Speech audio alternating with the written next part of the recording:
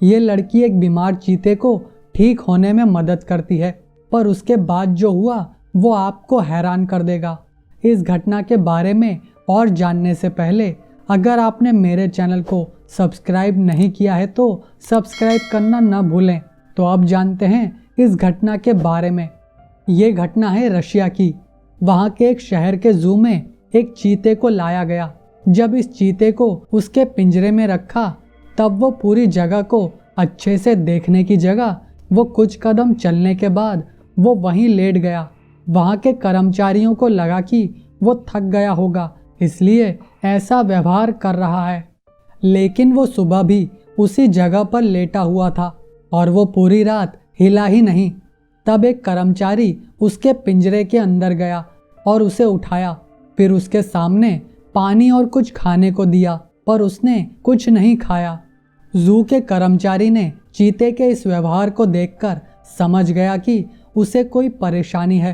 तब वहाँ के डॉक्टर ने चीते की जांच की और बताया कि उसे यहाँ लाते समय मौसम में बदलाव की वजह से उसकी छाती में सर्दी हो गई है और शायद उसे निमोनिया भी हो चुका है। उसे ठीक होने के लिए अच्छी खुराक और दवाइयाँ चाहिए थीं। उसे दवाई तो दी गई, लेकिन वो कुछ खा ही नहीं रहा था और वो पानी तक नहीं पी रहा था। कुछ न खाने की वजह से दवाई भी उस पर असर नहीं कर रही थी।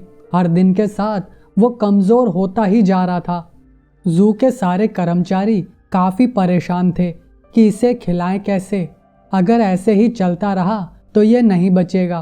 तब वहीं की ओल्गा नाम की कर्मचारी ने आइडिया दिया कि ये जब से यहाँ आई है उसे यहाँ अच्छा नहीं लग रहा है।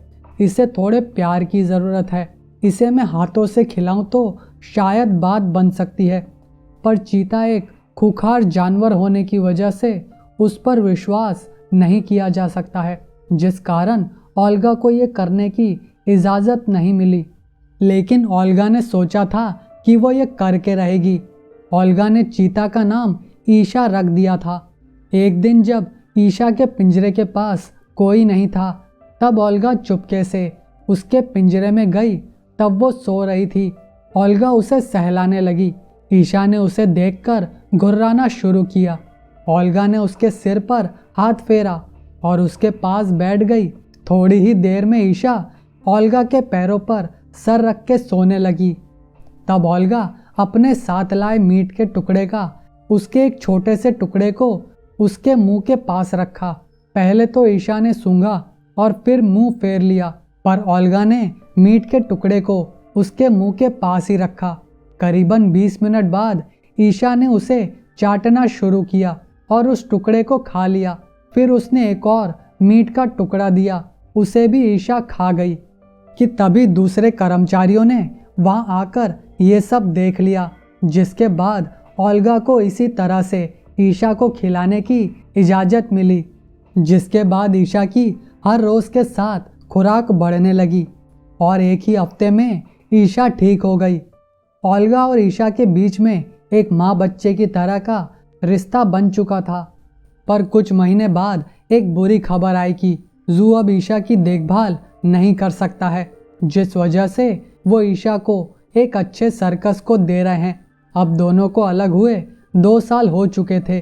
तब ओल्गा को जू के मैनेजर ने बताया कि अलग अलग सर्कस को दिए कुछ जानवर वापस लाए जा रहे हैं, जिसमें एक चीता भी है। लेकिन ये चीता अंधा है, जो 2 साल पहले ही बीमारी की वजह से अपनी आंखों की रोशनी खो चुका है।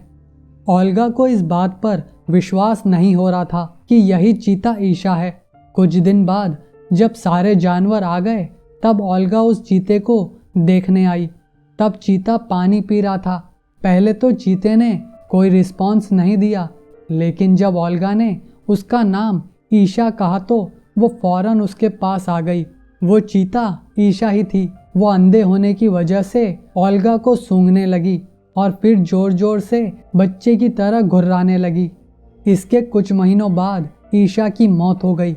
ईशा को शायद आखिरी बार ओल्गा से मिलना था, जिसके बाद वो चली गई। आप इस प्यार को क्या नाम दोगे? इस प्यार में कोई मैल नहीं। तो ये था आज का वीडियो। दोस्तों, ये वीडियो काफ़ी मेहनत के बाद बना है, जिसके लिए एक लाइक तो बनता है और सब्सक्राइब बटन को प्रेस करना मत भूलिएगा। धन्यवाद।